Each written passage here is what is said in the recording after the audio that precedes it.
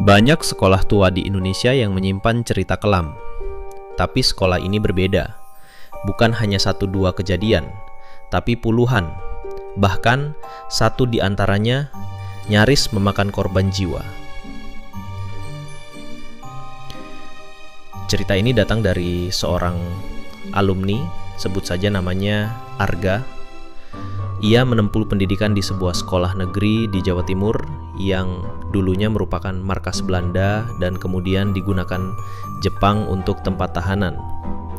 Letaknya tidak jauh dari pusat kota, tapi cukup tersembunyi, dibatasi pagar tinggi dan pohon beringin tua di gerbangnya. Di dalamnya, sejarah kelam masih tertanam kuat. Waktu itu menjelang bulan Agustus. Sekolah kami sedang bersiap mengikuti lomba marching band antar sekolah. Saya dan beberapa teman ditunjuk sebagai tim latihan intensif. Kami harus memakai ruang musik sekolah, ruangan yang katanya paling angker. Karena ruang UKS dan aula penuh, kami tidak punya pilihan lain. Maka dimulailah latihan pertama. Di ruangan yang bahkan guru pun enggan masuk sendirian. Ruang musik itu sempit, lembab, dan sedikit bau karat. Dindingnya dihiasi lukisan lama yang warnanya sudah memudar. Ada piano tua di pojok, saksofon berdebu di rak, dan satu lemari kaca berisi trofi-trofi zaman Belanda. Tapi yang paling mengganggu adalah cermin besar di ujung ruangan. Cermin itu tidak sejajar dengan tembok, seperti sengaja ditempatkan menghadap ke ruang kosong.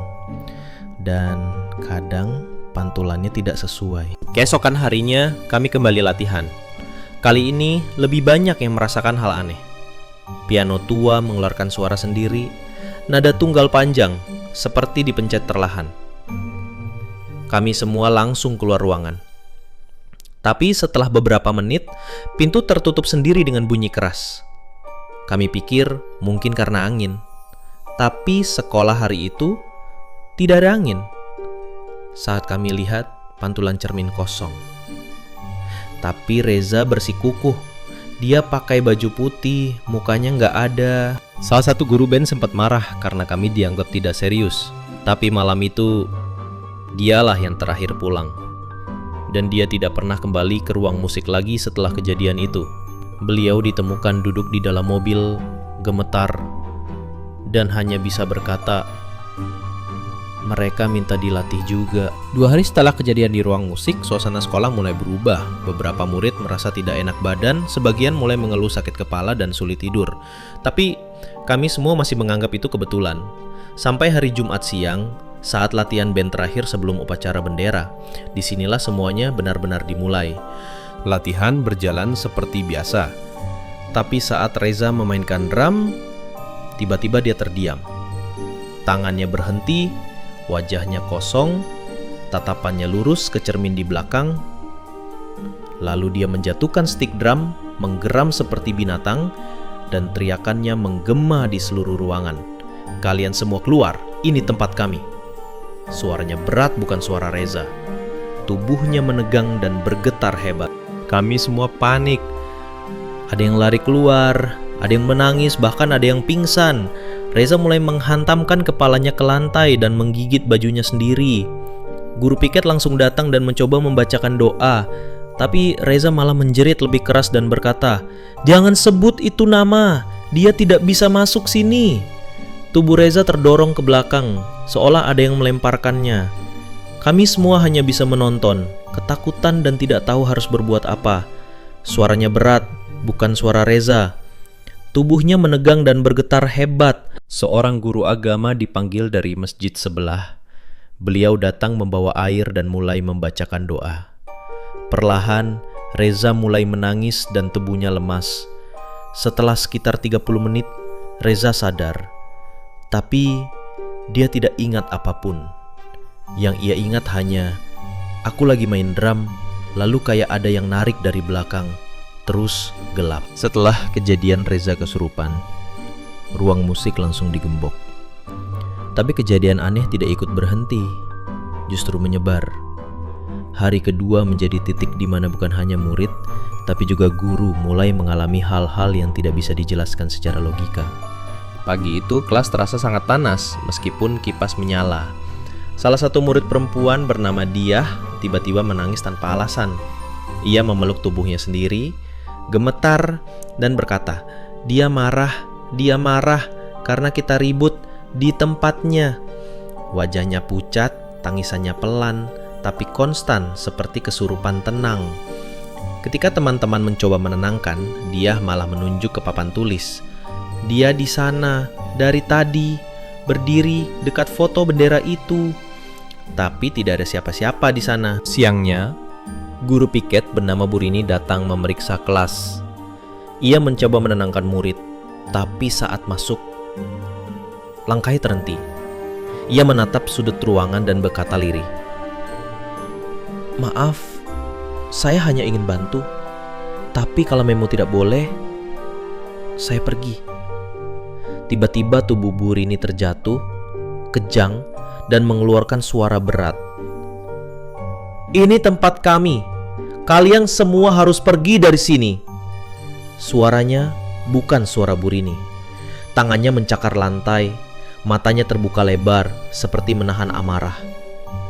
Suasana kelas langsung kacau. Beberapa guru datang membantu, tapi tidak ada siapa-siapa di sana. Setelah guru agama kembali dipanggil, suasana menjadi hening.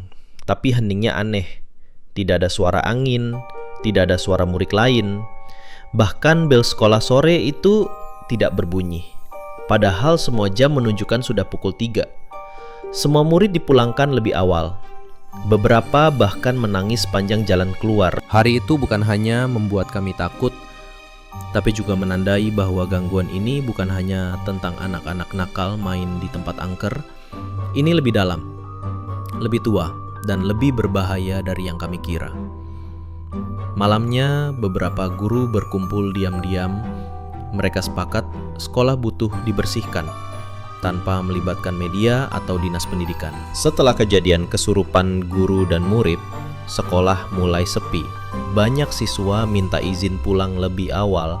Ada yang bahkan mogok datang sekolah. Namun, sebagian dari kami yang masih penasaran mulai mencari tahu sendiri tentang apa sebenarnya yang menghuni sekolah ini dan kenapa semuanya terjadi di ruang musik. Saya dan 2 teman diam-diam masuk ke ruang arsip sekolah. Ruangan tua yang jarang dibuka, penuh dokumen berdebu dan foto-foto zaman dulu. Kami menemukan satu album lama berisi foto tahun 1962. Di salah satu foto, terlihat 5 orang pria berseragam militer Jepang sedang berdiri di depan bangunan yang kini jadi ruang musik.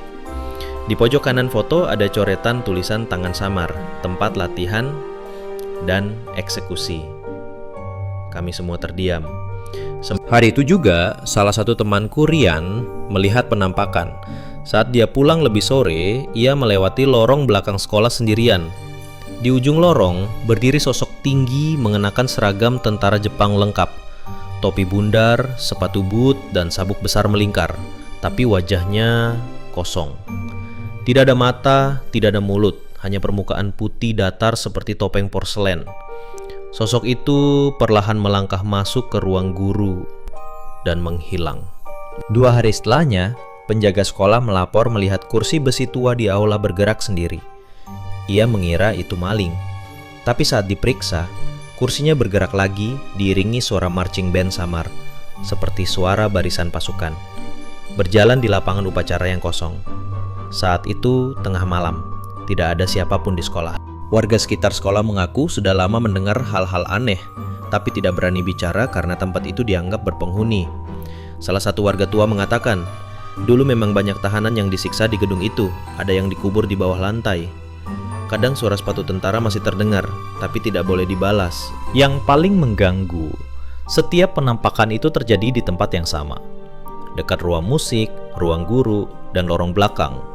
Seolah-olah mereka masih berjalan, menjaga wilayah mereka, dan siapapun yang berisik dianggap musuh. Setelah kejadian demi kejadian yang terjadi tanpa henti, suasana sekolah benar-benar berubah.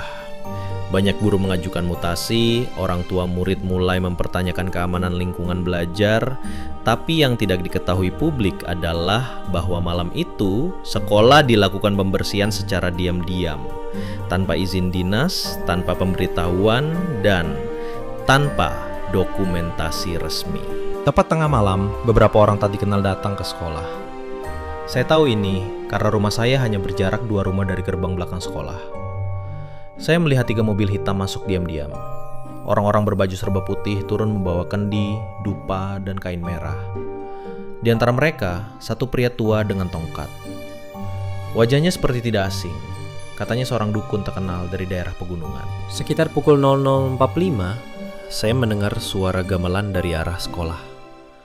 Lembut, tapi membuat bulu kuduk berdiri. Tak lama kemudian, terdengar suara seperti teriakan kesakitan yang ditahan. Disusul suara kaca pecah dan langkah kaki tergesa. Saya sempat keluar rumah dan melihat dari celah pagar.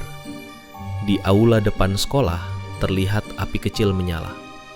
Sekelilingnya diberi garis kapur membentuk lingkaran besar. Menurut cerita dari satpam sekolah, yang waktu itu bersembunyi, saat prosesi pembakaran kemenyan berlangsung, tiba-tiba satu kendi pecah sendiri, dan seorang wanita dalam kelompok itu kesurupan. Ia menjerit keras dan menggigit tangannya sendiri. Suaranya berubah menjadi bahasa yang tidak dikenal. Pria tua itu tidak panik. Ia hanya berkata, "Jangan ganggu, kami tidak usik kalian. Kami hanya ingin tempat ini tenang." Sekitar pukul 3 pagi, semuanya selesai. Mereka keluar satu persatu, tidak ada yang bicara, tidak ada yang bersalaman, hanya tatapan kosong dan wajah lelah. Esok harinya, tidak ada berita, tidak ada pengumuman, tapi satu hal berubah.